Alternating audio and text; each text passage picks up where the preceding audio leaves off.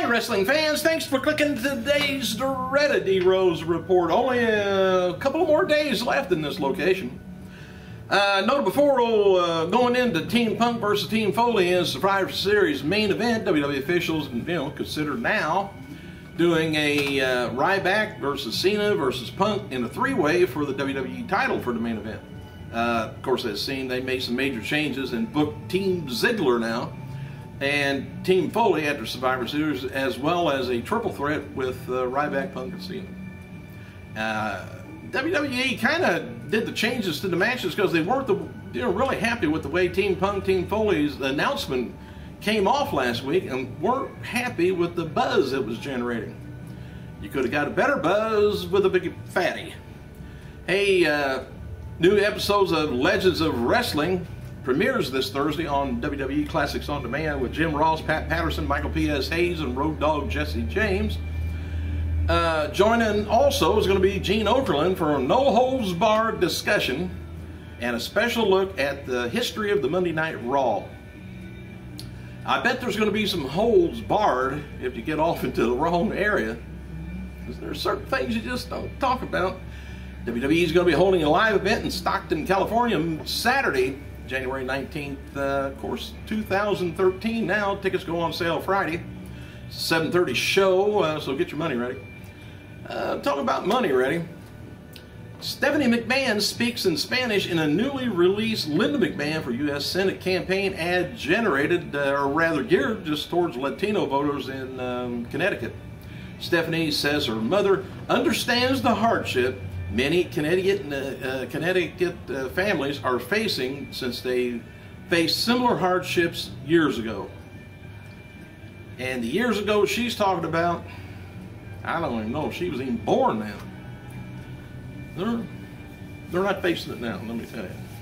Drew McIntyre, by the way, revealed on Twitter he missed last night's Raw because his mother's very ill. He noted on Twitter that she'd been battling ataxia. I can't remember what that is, since her 20s. After Monday's WWE Raw live event in England, Dolph Ziggler's team attacked John Cena and Ryback. Well, they got the upper hand, and out came Wade Barrett and Cody Rhodes, took the finishers from Barrett, Cena, and Ryback. I don't know what they're doing with Barrett for sure, but anyway, after the brawl, Cena gave Barrett the microphone, and he talked about being cheered and forever wearing the Union Jack. Ziggler came out, but Cena hit him with the attitude adjustment. He might as well just stayed in the back. And Barrett continued his promo and talked about how he will beat Sheamus at the main event. Barrett promised to be the first English champion and thanked the fans. Fans don't have nothing to do with it. You got to beat another guy for that. You don't have to beat the fans like Punk does. Hey, Friday's episode of SmackDown drew a 1.90 rating, up from 1.93 from the week before. SmackDown averaged about 2.8 million viewers this week, also down from, or that was also down from the previous week. That didn't make no sense. Just reading it for the first time too. Oh, by the way, I don't know if you caught the Fandango, my fault. I hope it ain't a flamingo. I know what that's going to do. That could be the female to the Fandango. Anyway, the Fandango, I guess, character is hyped on last night's Raw and has been revealed now as Johnny Curtis. I don't know if you remember him or not, but he's been working a gimmick, Fandango, since at recent WWE tapings in Providence, Rhode Island, and some other places where he defeated Sami Callihan in a dark match. I don't know if that's the only thing he's going by or not. And according to Jim Ross on Twitter, WWE is going to be holding wrestler tryouts in England later this week. Ross says he's staying overseas to attend the SmackDown and work with the tryouts before flying back to the United States. So if you're over there listening to this, you're a halfway wrestler. Get over there, and get a persona when you go there. Original script for last night's Raw from England was tore up on Friday and redone over the weekend with more changes made on Monday. right before the show was taped, and as they even taped, they changed things. WWE's website called up with suspended referee Brad MADDOX after last night's Raw in England. MADDOX didn't have much to say, but it said he will be one of 3 men in the WWE ring next week, and this time he won't be the one wearing a referee shirt. Another WWE.com exclusive, Matt Striker called up with referee Rob Zapata about the MADDOX controversy. Zapata called MADDOX a piece of garbage and believes MADDOX was working with someone in power at Hell to Sell because he's not that bright. Now it takes one to know one. What are you talking about? All right, as noted before, Drew McIntyre missed this week's Raw in England because of his mother being ill. WWE website posted a video from Raw where Striker interviewed Drew and 3MB partners, Heath Slater and Jinder Mahal. Well, anyway, they said Drew wasn't on Raw because he was out doing business behind the scenes, like scouting concert venues, meeting promoters, merchandise, and whatever the kind of crap they come up with. WWE's shop website, by the way, is releasing some kind of a cardboard mask for CM Punk soon. Cardboard. Kevin Sullivan, now not the Kevin Sullivan we all know and love. Kevin Sullivan, author of WWE Encyclopedia, revealed on Twitter that there has only been 16 title changes in WWE this year. That's the fewest since 1996. There was 11 title changes that year. Next week's Raw from Columbus, Ohio is going to be featuring suspended referee MADDOX going against Ryback in the single match. Storyline is if MADDOX can win, Vince McMahon will give him a $1 million contract.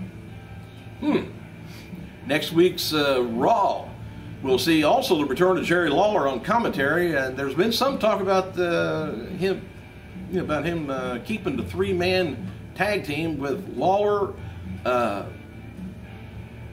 Ross, and Michael Cole, but that's not confirmed. So we may have all 3 of them up there, which would be good because Lawler's throat, I don't think, is probably getting about like mine.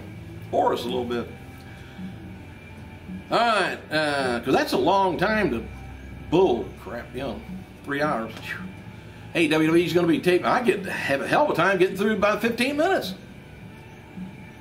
WWE will tape tonight's episode of Super SmackDown today from Birmingham, England, LG Center.